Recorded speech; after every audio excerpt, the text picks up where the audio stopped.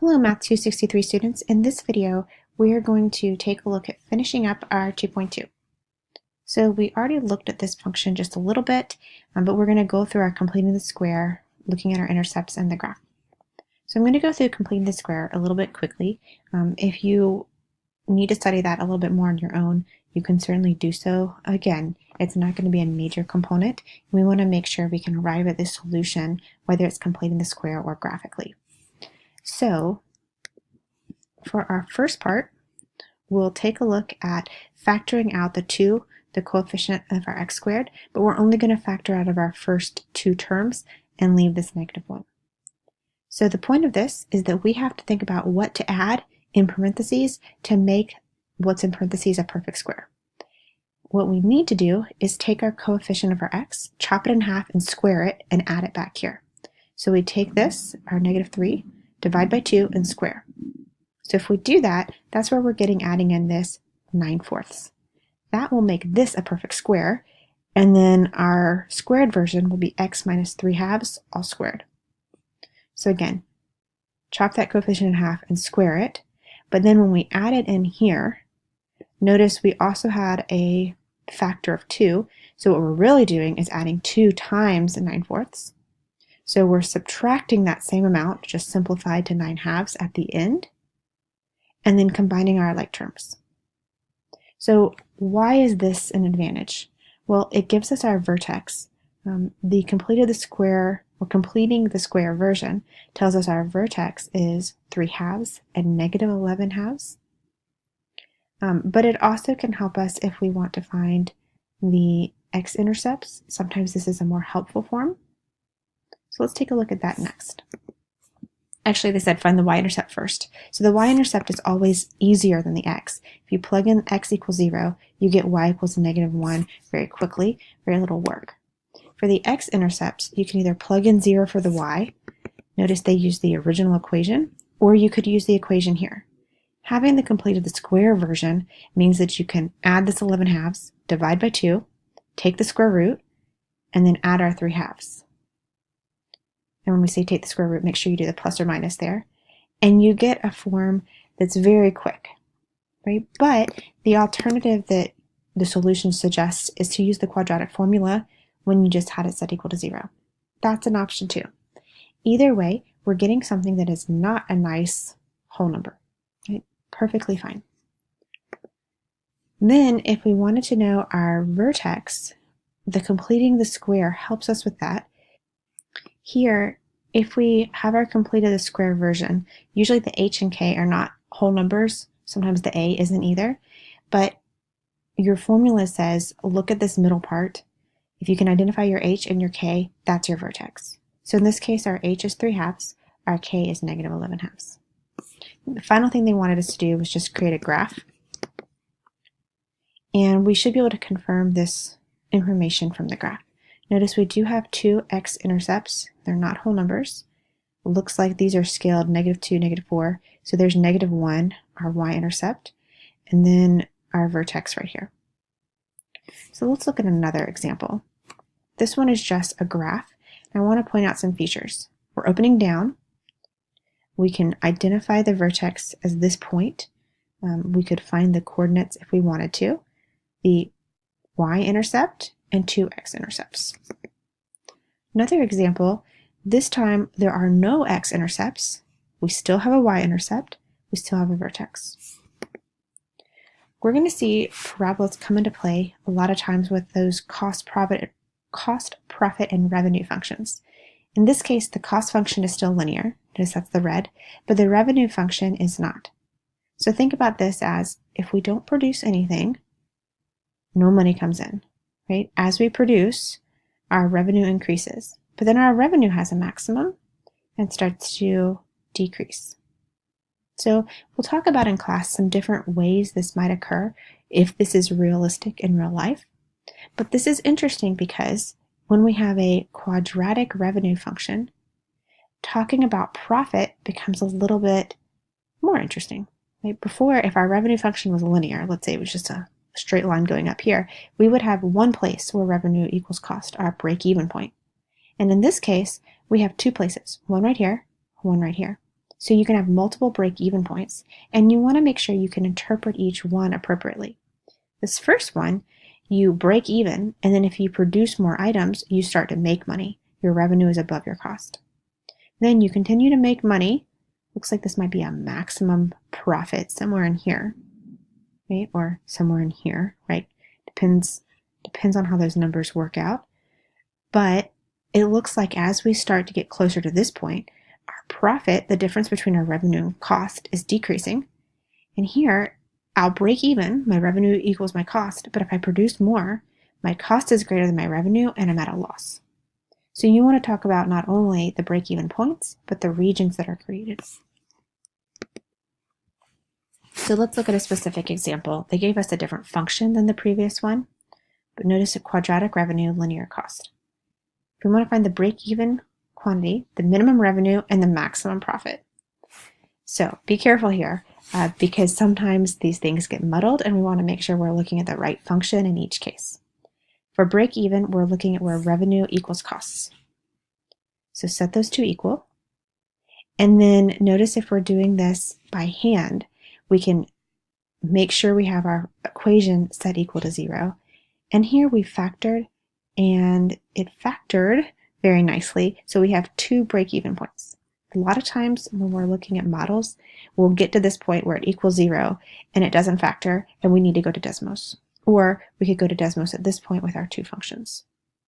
So in this case, we have 2 break-even points, 8 and 12. And the minimum break-even point, and this cut off a little bit, is at x equals 8. And the maximum one is at 12. So they're calling this the minimum break-even, this is the maximum. I would go on to say you would make a profit when you produce between 8 and 12. If you produce more than 12, you'll be at a loss. Produce more than or less than 8, you'll also be at a loss. Oh, I said 12. Sorry, guys. That was 24. So if you produce more than 24, you'll be at a loss. All right, so part B, they ask us to find the maximum revenue. The maximum revenue is just looking at your revenue function and ignoring your cost. So notice here, they are using the formula negative b over 2a and applying it only to your revenue function. So your a is negative 1, your b is 40. Okay, so they get an x value of 20, and then the 20 is talking about 20 items, but that's not the dollar figure. We would have to take that 20 and plug back into our revenue function and get our revenue of 400. So this can be a little bit tricky because you have a formula that gives you the x value. Plug in, you get the y value, but the problem is really asking for that 400. That is the maximum revenue. So again, make sure you're reading these questions carefully. They ask for the maximum revenue, not how many you should produce to produce that maximum revenue. So let's look at the last question, the maximum profit. For the maximum profit, we would need to make sure we get the profit function, the revenue minus the cost, which in this case is going to be quadratic, and then evaluate the maximum for that. So let's do that. If we do our revenue minus our cost, make sure we subtract the cost function, distribute, and clean that up. Right? So one of the mistakes that I notice is students not putting parentheses, and then they'll subtract the 8x and not subtract the 192. So just be careful. We have a quadratic profit function, and we could use the vertex formula again to find our x value, plug in and find our y value. The other option is to graph this in Desmos and identify your maximum from the profit graph. So then here, when we plug in, we're getting 64, and your notes or your slide points out that you know this is a maximum instead of a minimum because your parabola has a negative coefficient, or I should say your function has a negative coefficient for x squared, so the parabola opens down. In other contexts, we do have to be a little bit careful whether the vertex is a maximum or a minimum, or if we had a higher order function, whether we had a relative max or relative min at locations. So again, be careful in what they're asking for. The maximum profit is $64, and they know that this is achieved by selling 16 items. So the last few examples kind of illustrate a regression here. Notice if we have a model that looks to be quadratic, we could do a quadratic fit line. This isn't something we spend a lot of time on, but it's an option. Just like Desmos can generate a linear fit line, we can use technology to generate a quadratic fit curve. So some of this we've already talked about with the translations, but then we're going to add in some reflections. Notice they tell us that the graph of f of x plus k is a graph of our f of x translated up k units. So doing plus k moves our graph up, just like we saw in our previous video. Subtracting our k moves us down. Doing f of x minus h moves us to the right. And doing the plus h on the inside moves us to the left. So you do want to be careful with these last two. Those could be the trickier ones for us. Then for our reflections, if you are to multiply your function by a negative and look at negative f of x, that flips our graph over the x-axis. In other words, if we had a positive value, it becomes negative, and we just rotate, or I should say we flip through our x-axis. So the next one is a little bit trickier. When we look at f of negative x, this actually reflects through the y-axis. It's kind of similar to what we were talking about with our even functions, like flipping through the y and seeing if it equals. So this one we won't see as much. We'll see the negative f of x when we graph a whole lot more, but just know that this flips through our y-axis. All right, so just to go back, notice the parent functions. I wish they would have put them on the same one. This was the original graph. So on this picture, they flipped it and you're down, and then they flipped it from that original graph. Notice on the original graph, you have the larger part in the first quadrant, and now that larger part is in your third quadrant. It's often helpful to do this on the same axis and then use a different color is what I would have recommended in this case. So just a couple of examples with these translations and reflections together. Here we have just the basic square root graph. And on our next slide, we are adding 2, which shifts us up 2, but then the minus 1 shifts us to the right 1. So we have our new graph. Notice if we were to just do negative square root, that flips us through our x-axis, and then we can do some of our transformations on top of that. So be careful here.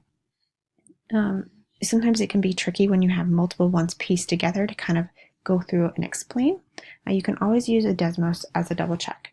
If you are predicting what's happening, graph it and double check. So notice our square root of negative x, where that negative x is the argument of our square root, is now a flip through our y-axis. Notice our original square root graph was only valid for x values greater than or equal to 0. But now when we're looking at the negative, you would have to have negative values so that when you do the negative of x, it's a positive value or non-negative value. So then here, notice that 4 minus x, we're still manipulating under that square root, and we have our graph. All right, guys, so that's going to be the end of this section. What I want you to do is read through the examples in your textbook carefully. We will pick up a class on Monday with our 2.3.